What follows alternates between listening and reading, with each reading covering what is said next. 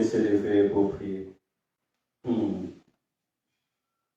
Éternel Dieu de gloire, nous te disons infiniment merci. Merci pour cet après-midi. Merci pour ta grâce. Merci, Père éternel, pour ce moment où nous pouvons nous réunir et élever nos voix vers toi. Merci pour cet instant, Père éternel, où nos pensées te tourner vers toi, éternel Dieu de grâce. Ainsi, tu as accompli ta parole dans notre vie. Car il est écrit que toutes les nations de la terre tourneront leurs regards vers toi. Nous te bénissons car cette parole est accomplie dans notre vie. Reçois l'honneur, la gloire et la reconnaissance de nos cœurs. Éternel, à cet instant que nous sommes rassemblés dans ce lieu, je te prie, Père éternel, d'ouvrir le ciel et que ta gloire soit permanente au milieu de nous. Il est écrit, porte éternelle, levez vos lèvres. Porte du ciel, levez vos lèvres. Que le roi de gloire fasse son entrée. Qui est donc ce roi de gloire? L'Éternel fort et puissant. L'Éternel fort et puissant dans les combats. Éternel, je te prie, Père éternel, de descendre dans ta gloire. Toi qui es l'Éternel fort et puissant, Seigneur, sois puissant pour vaincre nos combats ce soir. Sois puissant, Père éternel, pour libérer nos vies ce soir. Sois puissant, Père éternel, pour restaurer des vies, Père éternel, ce soir. Nous te prions dans le nom de Jésus. Éternel, tu te vis jusqu'à la fin de ces cultes. Éternel, sois l'éternel Dieu qui reçoit l'honneur. L'éternel Dieu qui reçoit la gloire. L'éternel Dieu qui se manifeste au milieu de ton peuple. Seigneur, je prie que ton esprit, Père éternel, mouve au milieu de nous. Car il est écrit, lorsque la terre était informe et vide, l'esprit de l'éternel mouvait au-dessus de l'abîme. Éternel de gloire, lorsque la parole sortit, il y a eu la vie. Parce que lorsque l'esprit rencontre la parole, il y a la puissance qui est manifestée. Seigneur, je te prie qu'à chaque fois qu'une parole de l'éternel sortira dans ce lieu, qu'elle vienne croiser l'esprit de l'éternel afin qu'elle donne la vie. Dans la vie ce soir, dans la vie à ce culte perçant, que toute personne qui a franchi ses pas dans ce lieu, et toute personne qui franchira ses pas dans ce lieu, dans le Père, entre dans ton atmosphère, l'atmosphère de guérison, l'atmosphère de restauration, l'atmosphère de miracle, l'atmosphère de vie. Seigneur, dans le nom de Jésus, Père, nous avons prié. Alléluia. Parti. Parce que Daniel aussi était un Israélite. Et Daniel faisait partie des gens qui étaient partis en déportation à Babylone.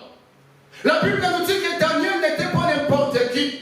Daniel est sorti dans une famille riche. Daniel est sorti dans une famille bien aimée, qui vivait bien, qui était bien. Mais Daniel aussi faisait partie des gens qui étaient partis en déportation. Lui avec ses amis. Mais la Bible nous dit, bien aimé, quand ils sont arrivés à Babylone, ce n'était pas facile pour eux. Parce qu'en Babylone, ils vivaient à l'esclavage. En Babylone, bien aimé, ils n'étaient pas libres de faire ce qu'ils voulaient faire. Ils vivaient, bien aimé, sous les ordres, bien aimé. Daniel aussi faisait partie des gens qui étaient partis là-bas. Lui qui venait d'une famille riche, mais il s'est retrouvé en Babylone, bien aimé, à l'esclavage. Ce n'était pas vraiment un moment facile. C'était un dur pour lui. C'était un dur pour Israël. Un peuple de Dieu. Un peuple qui avait signé, qui avait fait alliance avec Dieu. Mais comment Dieu va accepter de livrer son peuple à l'esclavage? Comment Dieu va accepter ou va permettre de livrer son peuple en déportation à Babylone? Bien aimés, ils ont passé un moment difficile à Babylone. Ils ont passé un moment difficile à Babylone.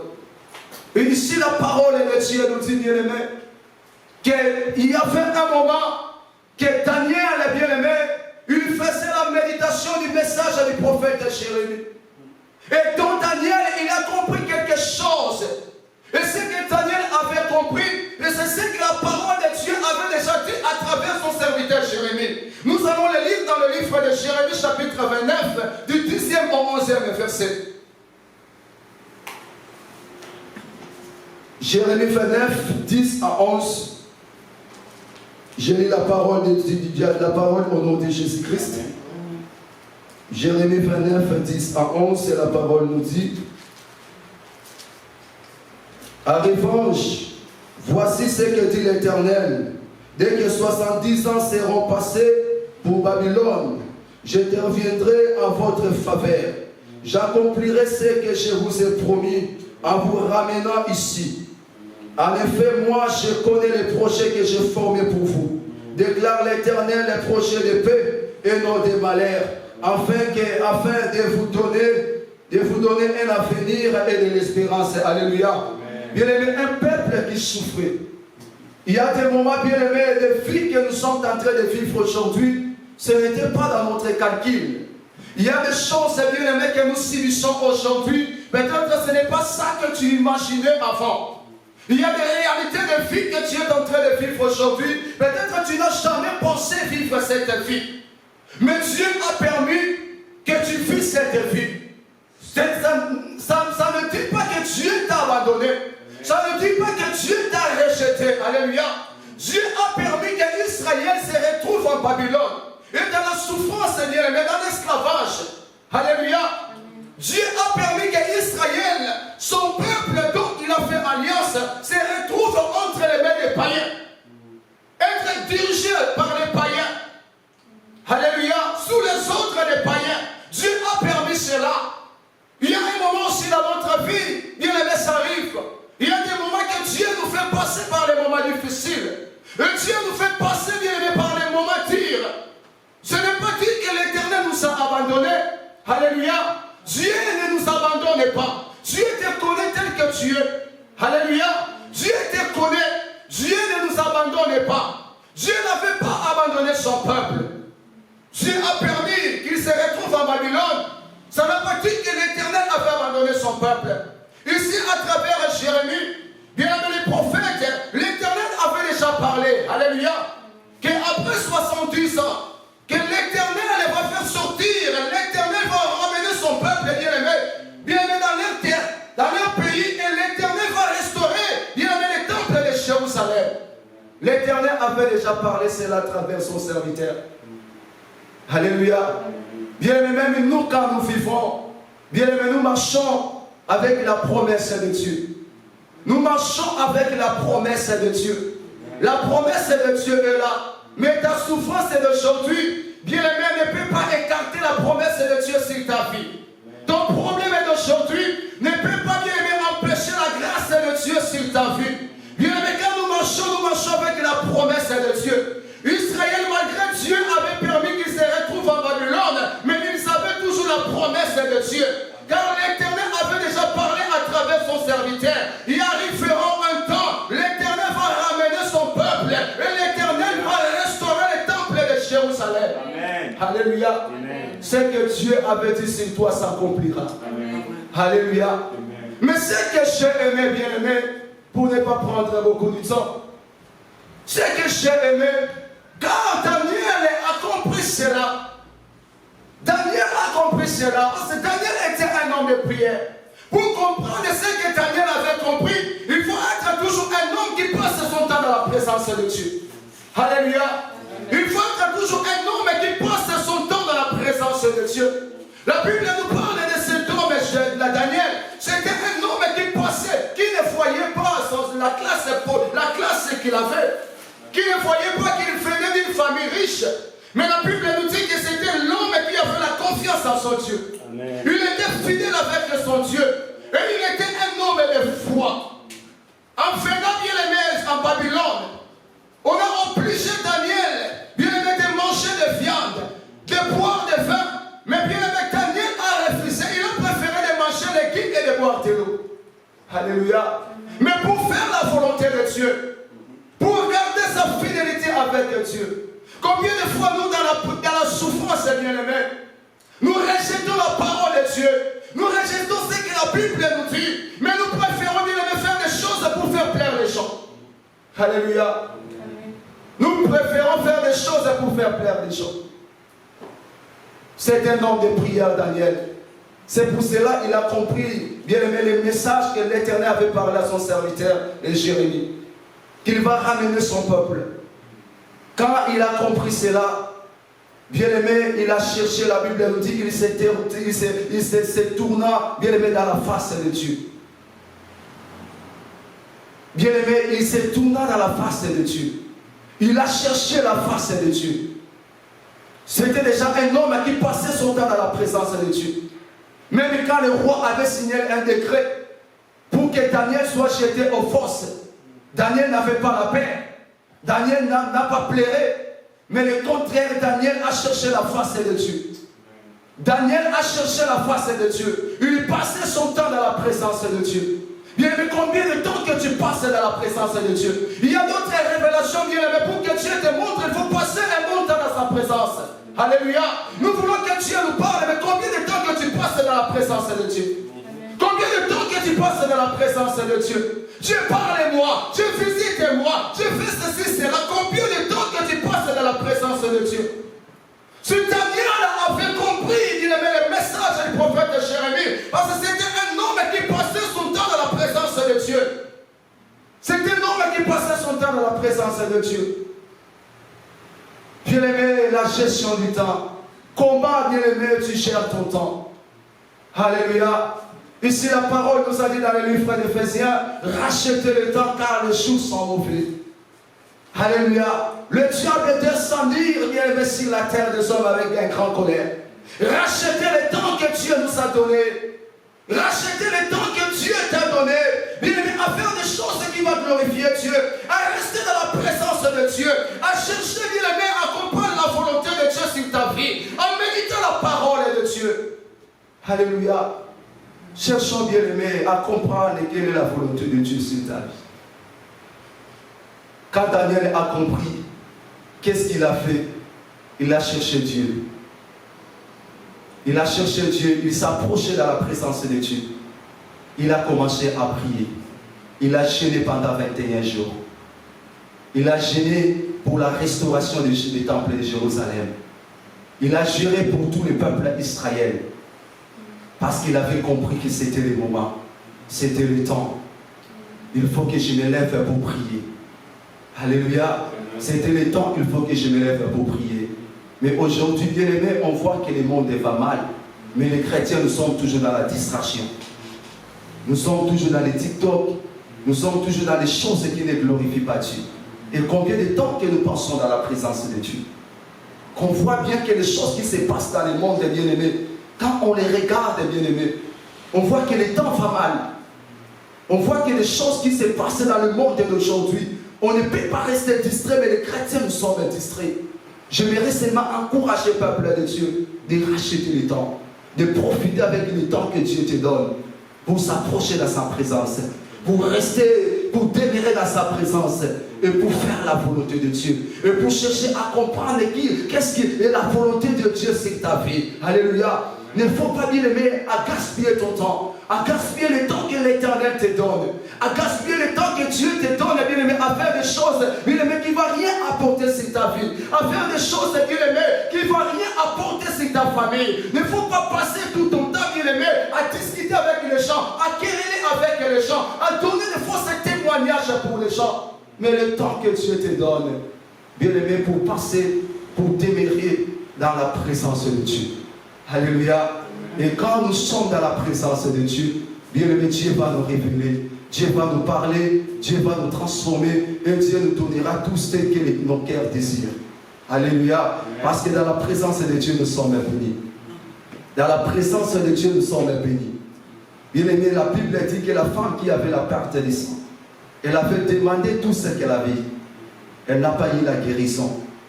Les jours que cette femme était dans la présence de Jésus, elle était devant Jésus. La Bible dit que cette femme, en touchant les vêtements de Jésus, la perte de sang s'arrêta. Alléluia. Cet homme dans le piscine de Bethesda, 38 ans de paralysie, qui cherchait quelqu'un qui peut le jeter dans le piscine, mais il n'y avait personne. Lorsqu'il y avait la présence de Jésus, Jésus est arrivé dans le lieu, cet homme se leva et marcha. Alléluia. Ça veut dire que quand nous sommes dans la présence de Dieu, nous allons recevoir tout ce que nos cœurs désirent. La présence de Dieu bénit. La présence de Dieu transforme les vies. Bien aimé, quelqu'un qui passait son temps dans la présence de Dieu, sa vie devient différente. Bien aimé, la vie de Daniel était différente par rapport aux autres personnes.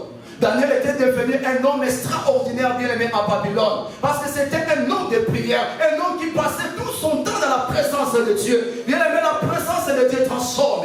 Bien aimé, Alléluia. Parce que nous passons tout notre temps dans la présence de Dieu. J'aimerais encourager mes bien-aimés, même tous ceux qui nous suivent en ligne, de chercher à passer notre temps dans la présence de Dieu. Alléluia. De chercher à passer notre temps dans la présence de Dieu. Nous avons 24 heures, un jour 24 heures. Et combien de temps que nous passons dans la présence de Dieu? Comment nous sommes en train de gérer le temps que Dieu nous donne? Alléluia. Si nous passons, bien aimés, un peu de temps dans la présence de Dieu et beaucoup de temps à faire des choses qui ne glorifient pas Dieu. Bien aimés, aujourd'hui, on voit même des gens qui est dans la cuisine, il est en train de préparer avec son téléphone. Il peut passer toute la journée avec son téléphone. Il peut passer toute la journée dans les TikTok. Il peut passer toute la journée dans les messengers. Mais combien de temps que nous donnons Dieu? Combien de temps que nous restons dans la présence de Dieu?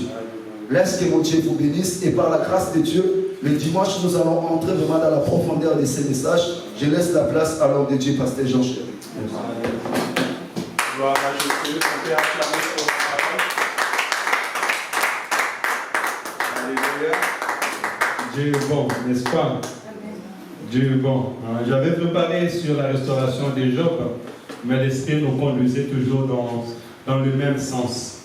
Amen, amen. Dieu est fidèle. Même je pense qu'à l'introduction de ce service, j'avais dit que notre Dieu, c'est un Dieu qui restaure. Il te voit à travers la justice qu'il a fait dans ta vie. Et il est capable de restaurer nos vies. Alléluia. Demeurons dans la présence de Dieu. Attachons-nous à Dieu. Moi, j'avais préparé l'histoire de Job. Job est resté fidèle à Dieu malgré les conseils, malgré la maladie, malgré les souffrances, malgré les soucis, malgré les accusations de ses frères, malgré les jugements. Job est resté fidèle à Dieu. Et la Bible déclare que Job est revenu dans son premier état. L'Éternel l'a rétabli. Alléluia. Attache-toi à l'Éternel ton Dieu. Cherche la face de l'Éternel ton Dieu. Amen. Daniel aussi est resté fidèle, comme l'homme de Dieu nous a dit. Daniel est resté fidèle à Dieu malgré la richesse, parce que quand on parle de Daniel, on parle de la deuxième personnalité d'un empire. Ça veut dire que Daniel était plus que même des rois, parce que l'empire regorge plusieurs royaumes. Mais Daniel était auprès de l'empereur. Mais Daniel était fidèle à Dieu. Il priait, il cherchait la face de Dieu, malgré les accusations et autres. Et l'Éternel Dieu l'a donné la solution. Amen, amen. Que le Seigneur nous bénisse.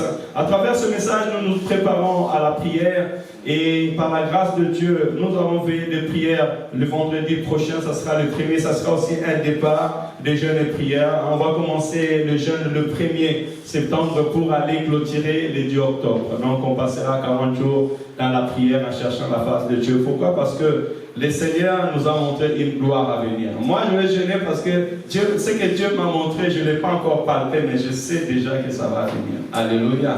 Il y a une forte gloire. L'Éternel nous a réservé une gloire dans ce lieu, une puissance. Et un ministère encore plus élevé, plus béni. On va maintenant les chercher. Parce que lorsque l'Éternel veut faire quelque chose, les mondes spirituels bougent, les diables aussi s'élèvent. Mais je bénis l'Éternel pour son serviteur. Il a dit que Daniel, quand il a su que c'était le temps de la délivrance, Daniel est entré dans la prière. C'était même ma réponse, parce que quand je vois quelque chose dans l'esprit, on va maintenant aller les chercher. Il est temps de t'élever, de prier, de s'attacher à Dieu. C'est une grande leçon qu'on a appris ce soir. Tu peux avoir la promesse de Dieu, mais la promesse, on va aller chercher. 21 jours de jeûne et prière de Daniel, c'est parce qu'il est parti chercher que la délivrance s'accomplit. Daniel va prier, demander la miséricorde de Dieu. Dit, Seigneur, tu as fait parler maintenant. C'est le temps de restaurer ton peuple. Alléluia. Que le Seigneur nous bénisse. Est-ce qu'on peut s'élever? Alléluia. Car ta bonté vaut mieux que la vie. Car ta bonté vaut mieux que la vie. Mes lèvres célèbrent tes louanges, car ta bonté vaut mieux que la vie. Car ta bonté vaut mieux que la vie. Car ta bonté vaut mieux que la vie. Mes lèvres célèbrent tes louanges, car ta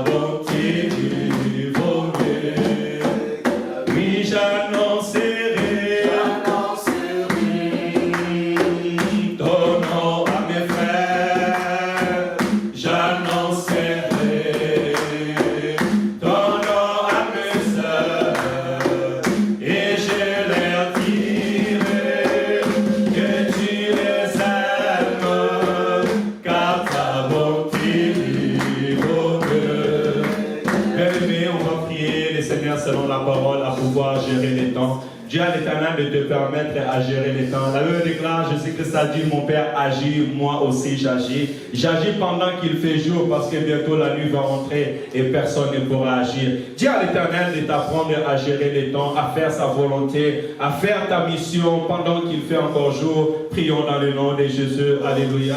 Éternel Dieu Tout-Puissant, Seigneur, je te prie de m'aider à gérer les temps. Je te prie, Père l'Éternel, de m'apprendre à gérer les temps. Je vais apprendre à gérer les temps. Je vais apprendre, Père l'Éternel, Seigneur, à gérer mon temps, à marcher, Père l'Éternel, devant toi, dans la crainte, dans l'obéissance.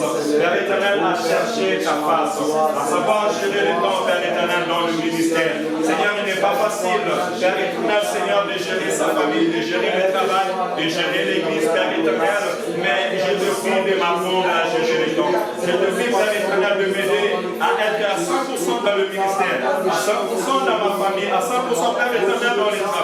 Seigneur, que j'arrive, Père l'Éternel, Seigneur, à faire ta volonté, à accomplir, Père l'Éternel, ta volonté. Oui, Père Saint, je vais accomplir ta volonté. Ma vie, que ma vie accomplisse ta volonté. Que ma vie accomplisse ta volonté. Que ma vie accomplisse la volonté du Père. Que ma vie accomplisse la volonté du Père. Je vais accomplir la volonté de Dieu. Je vais accomplir la volonté de Dieu dans ma vie, Père l'Éternel. Apprends-moi, Père l'Éternel, Seigneur, à faire ta volonté, Saint-Esprit. Apprends-moi à gérer les temps dans le ministère. Apprends-moi à gérer les temps dans les mois. Apprends-moi à gérer les temps dans mes jours. Apprends-moi à gérer les temps. Au nom de Jésus-Christ, Père éternel, que dans ma vie, je puisse être ordonné dans le temps, que je te cherche.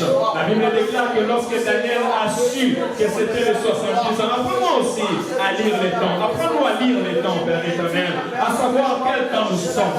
Au Père, dans le nom de Jésus, tu avais répondu à ta maman Marie et que mon heure n'est pas encore arrivée. Seigneur, j'ai besoin de savoir les temps, de savoir dans les temps, de marcher dans les temps, de connaître dans les temps, éternel de grâce. Ouvre-moi les yeux, ouvre-moi l'esprit, ouvre-moi la connaissance, ouvre-moi, Père éternel, donne-moi la révélation du temps. Dans le Père, que je puisse savoir dans cette année 2023 quel temps est pour l'Église, quel siècle nous sommes pour l'Église, quel temps de la prophétie nous sommes pour l'Église. Père éternel, au nom de Jésus, afin que nous puissions faire ta volonté, afin que je fasse ta volonté, afin que je fasse ta mission, Père éternel, au nom de Jésus. Apprends l'Église, Père éternel, à gérer le temps. Bien-aimé, maintenant tu vas prier pour l'Église.